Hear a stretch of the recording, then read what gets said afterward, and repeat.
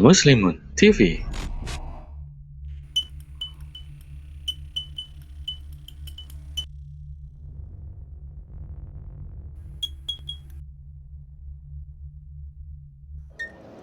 Rabbana taqabbal minna innaka antas samiul alim wa tub 'alaina innaka antat tawwabur rahim. Demikian mohon maaf dan kekurangan. Billahi taufiq wal hidayah. Wassalamualaikum warahmatullahi wabarakatuh. Waalaikumsalam.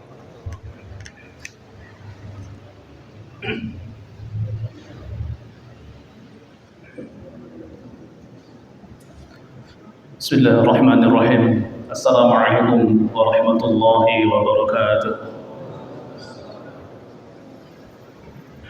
Alhamdulillah wassalatu wassalamu ala Rasulillah Sayyidina Muhammad wa ala alihi wa sahbihi wa mawalah.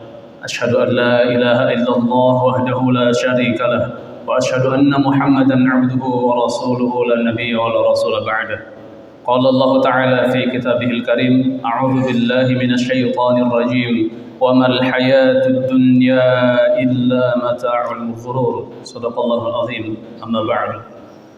Alhamdulillah, bersyukur kepada Allah Subhanahu wa taala, jamaah salat tarawih yang dimuliakan Allah Subhanahu wa taala. Di malam hari ini Allah Subhanahu wa taala kumpulkan kita untuk bisa melaksanakan kewajiban, yaitu melaksanakan salat maghrib, salat isya, tarawih, witir berjamaah, yang dimana Allah Subhanahu wa taala menghendaki kita sudah memasuki malam ke-25 Ramadan, yang artinya banyak orang yang mungkin bergembira dengan berakhirnya Ramadan, tapi untuk orang-orang yang Allah Subhanahu wa taala berikan keimanan lebih pada hatinya, justru akan bersedih karena Ramadan yang mulia hanya akan berakhir dalam hitungan hari lagi. Masya Allah. Bersyukur pada Allah Subhanahu wa taala. Berikutnya, Allah kumpulkan kita di masjid ini dalam keadaan sehat, di mana saudara-saudara kita yang lain Allah uji dengan sakit, dan bahkan mungkin saudara atau tetangga kita yang lain tidak bisa berjumpa dengan Ramadan tahun ini. Kita doakan semoga Allah Subhanahu wa taala sembuhkan, dan mereka yang sudah mendahului kita Allah tempatkan di tempatnya yang terbaik. Selanjutnya, salawat beserta salam semoga terlimpah curahkan kepada baginda Nabi Muhammad sallallahu alaihi wasallam. Syukur kita berikutnya kepada Allah adalah Allah anugerahkan kita, atau Allah kehendaki kita menjadi umat akhir zaman, di mana kita tahu umat Muhammad sallallahu alaihi wasallam ini fisiknya paling kecil, mungkin juga kekuatannya paling ringkih, umurnya paling pendek, tapi semoga Allah Subhanahu wa taala menghendaki seperti janjinya, kalau orang-orang tersebut bisa bertakwa kepada Allah Subhanahu wa taala dan mentaati Rasulnya sallallahu alaihi wasallam, maka bisa jadi yang umurnya pendek tadi pahalanya di sisi Allah Subhanahu wa taala justru paling banyak. Dan Allah janjikan umat Muhammad sallallahu alaihi wasallam adalah umat yang pertama kali masuk surganya Allah Subhanahu wa taala. Selanjutnya, jamaah yang dirahmati Allah, bersyukur kita kepada Allah Subhanahu wa taala. Berikutnya adalah Allah sibukkan kita di Ramadan ini dengan berbagai amal salih yang mendekatkan kita kepada keridhaan Allah Subhanahu wa taala, atau amal-amal akhirat. Sedangkan 11 bulan yang lalu sebelum kita mengenal Ramadan, kita disibukkan dengan kegiatan-kegiatan yang hanya berbau dunia, ya. Bekerja. Mungkin sesekali kita salat berjamaah, ya, sepekan sekali kita ke masjid untuk salat Jumat, ya. Dan mungkin kita tidak pernah bertemu dengan puasa kalau bukan Ramadan. Maka bersyukur pada Allah, di Ramadan ini siangnya Allah sibukkan kita dengan puasa, menjaga diri, matanya ikut berpuasa daripada yang tidak seharusnya dilihat, telinganya ikut berpuasa daripada yang tidak seharusnya didengar, mulutnya pun begitu. Ya, tidak hanya yang seperti Nabi SAW khawatirkan bahwa banyak di antara umatku yang puasa ini hanya dapat lapar dan dahaganya saja. Mudah-mudahan Allah Subhanahu wa taala, ya, dengan disibukkannya tadi, ya, juga mengingatkan hati kita kepada akhirat. Ya, di mana malam harinya kita isi dengan tarawih, kita isi dengan membaca Al-Qur'an, setidaknya mendengar bacaan Al-Qur'an lebih banyak dari imam ketika sholat tarawih. Mungkin juga yang fisiknya sehat, yang Allah berikan keimanan dan hidayah, mau mengisinya juga di 10 hari terakhir dengan i'tikaf. Atau yang tidak sempat ke masjid, nggak usah khawatir. Allah Subhanahu wa taala tidak hanya menyimpan Lailatul Qadar untuk mereka yang di masjid, Tapi untuk ibu-ibu dan juga bapak-bapak yang mungkin ada udzur syar'i kemudian harus berada di rumah, isi dengan berzikir, dengan mendengarkan Al-Quran, dengan membaca Al-Quran, dengan berbagai amal soleh yang lain, supaya kita pun yang tidak bisa ke masjid mendapatkan juga Lailatul Qadar. Karena para ulama mengatakan semua orang muslim akan mendapatkan Lailatul Qadar, tetapi dengan kadarnya masing-masing. Sejauh mana dia bisa beribadah dengan baik kepada Allah Subhanahu wa taala di malam hari itu. Maka bersyukur kepada Allah, disibukkan kita ini di Ramadan dengan berbagai amal akhirat. Ya, di mana hari-hari biasa kita disibukkan dengan amalan dunia saja. Mungkin juga kita melaksanakan sholat di luar Ramadan jauh di waktu yang seharusnya. Ya. Karena begitulah memang dunia yang tadi kita sampaikan di awal. A'udzubillahi minasyaitonirrajim wa mal hayatud dunya illa mata'ul ghurur. Keindahan dunia ini hanya keindahan yang menipu saja. Ya, menipu manusia daripada kematian, melalaikan manusia daripada berzikir mengingat Allah Subhanahu wa taala. Ya, melalaikan manusia daripada bertaubat. Mereka tunda taubatnya seolah-olah yakin ajalnya akan datang di usia 70 tahun. Mereka rela meninggalkan sholat, mereka rela meninggalkan menuntut ilmu, meninggalkan semua kewajiban demi mencicipi nikmatnya dunia yang hanya sedikit dan sebentar. Demi perutnya kenyang, demi makanan yang terasa lezat hanya di lidah saja. Kenikmatan dunia yang sedikit, ya, dia perjuangkan dari pagi sampai malam, bahkan tidak memperdulikan akhiratnya yang akan kekal abadi, sebagaimana Allah Subhanahu wa taala katakan dalam Quran surat Al-A'la yang sangat sering kita dengar dalam salat, wal akhiratu khairu wa abqa. Padahal akhirat itu lebih baik dan kekal, sedangkan dunia hanya berapa puluh tahun kita hidup di dunia. Maka bersyukur ketika Allah Subhanahu wa taala sibukkan kita dengan kegiatan-kegiatan yang mendekatkan kita kepada Allah Subhanahu wa taala. Karena sebaliknya, ya, ketika kita hanya fokus dunia saja, ya, ketika keinginan hatinya hanya sukses dunianya saja, maka Allah akan sulitkan semua urusan akhiratnya. Akan sulit fokus atau khusyuk dalam beribadah. Sebagaimana yang disampaikan dari hadis Zaid bin Thabit radhiyallahu an dari Nabi sallallahu alaihi wasallam, "Man kanatid dunya hammah." Barang siapa yang kepentingannya, yang cita-citanya hanya dunia, apa balasannya dari Allah Subhanahu wa taala untuk orang-orang seperti tadi yang mereka berangkat sebelum subuh untuk mengejar dunia. Ya, kemudian sholat subuh juga tidak tahu di mana. Ya, sholat zuhur juga masih sibuk rapat, asar pun begitu, maghrib dan isya masih di perjalanan. Di mana mereka mengingat Allah Subhanahu wa taala setiap harinya, memperjuangkan maaf anak dan istrinya, kesuksesan dunianya, jenjang karirnya sampai melupakan Allah Subhanahu wa taala. Padahal ketika orang-orang seperti tadi melupakan Allah, melupakan sholatnya, melupakan saumnya, melupakan zakatnya, ya, semua dilupakan kewajibannya, Allah akan janjikan yang sebaliknya ketika dia melupakan Allah. Farraqallahu alaihi amrah, dalam lanjutan hadis tersebut Allah akan cerai beraikan semua urusannya, baik urusan dunia, urusan pekerjaan, urusan keluarga, semua Allah persulit ketika dia menjauh justru dari pertolongan Allah, hanya sibuk mengejar dunia dan isi perutnya. Kemudian lanjutan hadis ini adalah waja'ala faqrahu baina 'ainai. Selain Allah Subhanahu wa taala sulitkan tadi, Allah sempitkan hatinya daripada berinfak. Allah sulitkan hatinya daripada khusyuk dalam beribadah kepada Allah. Ya. Kemudian yang berikutnya adalah waja'ala faqrahu baina 'ainai. Allah jadikan kemiskinan, kefakiran, kegagalan dunia itu ada persis di hadapan matanya.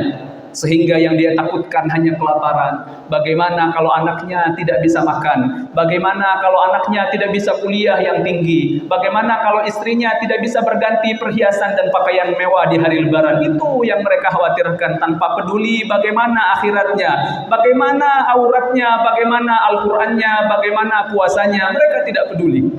Untuk orang-orang yang seperti ini Allah tambahkan berikutnya dalam hadis Nabi SAW yang tadi, walam ya'tihi minad dunya illa ma katabala illa ma kutibala. Justru dunia pun tidak akan mendatanginya kecuali hanya sedikit yang memang sudah Allah Subhanahu wa taala tuliskan. Mau dia kejar 24 jam sekalipun, Allah Subhanahu wa taala tetap berikan secuil saja. Kalaupun jumlahnya banyak, maka keberkahannya hanya sedikit. Harta yang banyak yang dia miliki, rumah yang mewah yang dia miliki, kendaraan yang mewah dia miliki tidak membuat hidupnya nyaman. Justru sebaliknya, selalu merasa takut kehilangan harta itu, selalu merasa takut bahwa kenikmatan itu akan Allah cabut. Ya, begitu ketika orang hanya mementingkan kehidupan dunia lalu kemudian meninggalkan Allah Subhanahu wa taala, naudzubillah. Padahal untuk orang-orang yang sebaliknya, dia memang bekerja, dia memang mencari nafkah, membanting tulang demi anak istrinya, tetapi dia tidak lupa hak Allah Subhanahu wa taala. Waktunya salat dia salat, waktunya saum dia saum, waktunya zakat menuntut ilmu. Pendidikan agama anak istrinya juga tetap diprioritaskan. Apa balasan Allah untuk orang-orang yang seperti ini? Lanjutan hadis Nabi SAW yang tadi, wa man kanatil akhirati hamma, dan untuk mereka siapa yang mempentingkan kehidupan akhirat daripada dunianya, ja'alallahu lahu amra, Allah akan kokohkan semua urusannya baik dunia maupun ibadah dan akhiratnya. Allah mudahkan dia dalam bersabar menghadapi kesulitan rumah tangganya. Allah berikan solusi daripada sulitnya bekerja. Allah berikan kesabaran ketika ditimpa musibah yang berat. Seperti yang Nabi SAW sebutkan, ajaban di amril mu'min. Untuk orang-orang yang seperti ini, Nabi SAW merasa kagum, ya, merasa luar biasa, karena orang-orang mukmin yang sejati, dia akan bersabar ketika ditimpa musibah, akan bersyukur ketika diberikan nikmat, dan tidak akan lupa kepada Allah Subhanahu wa taala ketika dia mengejar secuil dari dunianya Allah Subhanahu wa taala yang hina. Sebagaimana Allah sebutkan dalam hadis yang lain, Nabi SAW pernah mendatangi tempat yang kotor atau tempat sampah bersama para sahabatnya, kemudian menggambarkan, wahai sahabatku, inilah dunia, sambil menunjuk bangkai kambing. Lalu kemudian ditawarkan, siapa yang mau membelinya 50 dinar, siapa yang mau membelinya dengan sekian dinar, atau siapa yang mau mengambilnya secara gratis. Tidak ada yang mau.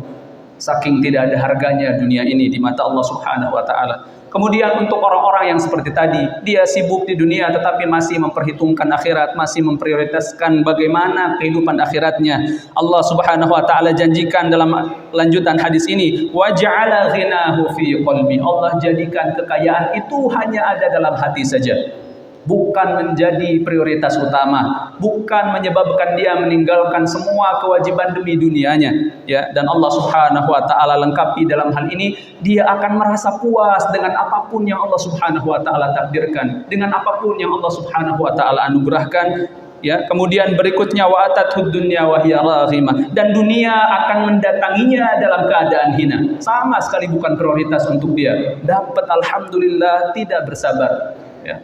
Berupaya setiap hari berikhtiar harus, tapi jangan lupakan ibadah kepada Allah Subhanahu wa taala, karena ibadah itulah yang akan menolong kita seperti halnya Ramadan. Bagi sebagian orang mungkin seperti yang Allah Subhanahu wa taala kabarkan dalam Quran surat Al-Jumu'ah, kamatsalil himar yahmilu asfara. Ramadan ini bagaikan beban-beban besar atau bagaikan kitab-kitab besar di punggung keledai tersebut. Kamatsalil himar, seperti keledai. Dia nggak tahu bahwa yang di punggungnya ini kitab yang akan menuntunnya ke surga Allah, kitab yang akan menuntunnya dari panjangnya perjalanan hidup dia. Tetapi dia hanya menganggapnya beban. Begitupun untuk orang-orang seperti tadi di awal. Na'udzubillah, mereka hanya menganggap Ramadan ini sebagai beban berat, sebagai satu beban yang membuat kualitas kerjanya berkurang, kesehatannya berkurang, berat badannya turun, penghasilannya pun begitu. Masya Allah, na'udzubillah. Padahal kalau dia tahu justru Ramadan inilah yang akan menolong dia di surga Allah Subhanahu wa taala kelak. Ramadan dan juga seluruh amal ibadah yang kita lakukan inilah yang akan menolong kita daripada murka Allah Subhanahu wa taala, bukan keluarga kita, bukan sahabat kita, bukan maaf orang tua kita.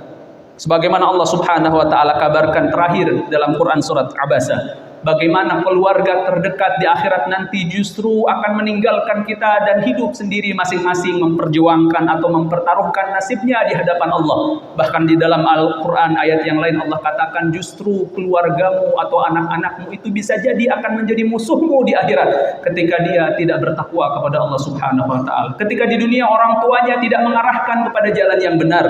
Bagaimana Allah sebutkan dalam Al-Quran, yauma yafirrul mar'u min akhi. Allah Subhanahu wa taala sebutkan dalam ayat ini, pada hari itu orang-orang sibuk memperhatikan amalnya sendiri, wa ummihi wa abi, begitupun dengan ibu dan anaknya, dengan ibu dan ayahnya, wa sahibatihi wa bani, temannya dan anaknya pun begitu. Anak-anak yang selama ini kita elus-elus, kita timang-timang, kita perjuangkan nasibnya, kita perjuangkan bagaimana dia bisa sekolah yang tinggi, berpakaian yang mewah, yang berpakaian yang layak, makan yang enak, ya, dari pagi sampai malam kita perjuangkan. Di akhirat nanti mereka tidak akan peduli dengan orang tuanya yang tidak mengenalkan agama di dunia ini. Begitupun istri kita, Pak. Istri yang selama ini kita banggakan menemani kita di dunia, ketika tidak dikenalkan dengan Allah Subhanahu wa taala, mereka akan meninggalkan kita di akhirat. Lalu siapa yang akan menolong kita kalau bukan amal kita sendiri? Allah Subhanahu wa taala lanjutkan dalam ayat ini, likulli imri'in minhum yawma idzin sya'nu yughni. Pada hari itu semua orang akan sibuk dengan urusannya masing-masing, tidak peduli siapa ayahnya, ibunya, siapa anaknya. Mereka hanya akan sibuk bagaimana menyelamatkan dirinya di hadapan Allah Subhanahu wa taala. Maka dari itu, setelah kita memberikan nafkah yang halal kepada anak istri kita, berikan dia pendidikan agama yang layak dan yang baik, antarkan dia ke tempat pendidikan yang menurut kita baik dan benar. Perhatikan bagaimana auratnya, bagaimana ibadahnya, bagaimana saumnya, agar mereka tidak menarik kita ke neraka kelak. Na'udzubillah. Sebagaimana sahabat ketika memanggil anak perempuannya, dia sapa dengan, wahai putriku yang akan menjadi penentu surga dan nerakaku. Begitupun kita menyikapi semua yang Allah anugerahkan kepada kita di dunia ini. Semoga Allah Subhanahu wa taala memberikan kita ilmu yang cukup, memberikan kita umur yang panjang untuk memperbaiki apa yang kesalahan kita lakukan dalam mendidik anak maupun dalam beribadah kepada Allah Subhanahu wa taala. Semoga Allah kehendaki kita bisa berjumpa dengan malam Lailatul Qadar yang mulia, di mana kalau sekali kita dapat itu dalam seumur hidup, maka Allah jaminkan ampunan yang banyak seperti kita beribadah 80 tahun. Semoga Allah Subhanahu wa taala sampaikan umur kita di akhir Ramadan, dan semoga kita bisa mengganti kesalahan yang kita lakukan, kelalaian yang kita lakukan di 25 hari terakhir ini. Semoga Allah Subhanahu wa taala juga pertemukan kita dengan Ramadan yang akan datang, dan mudah-mudahan sedikit yang saya sampaikan bermanfaat untuk mengingatkan kita kepada Allah Subhanahu wa taala. Subhanallahumma bihamdik, asyhadu an la ilaha illa anta astaghfiruka wa atubu ilaik. Wassalamualaikum warahmatullahi wabarakatuh.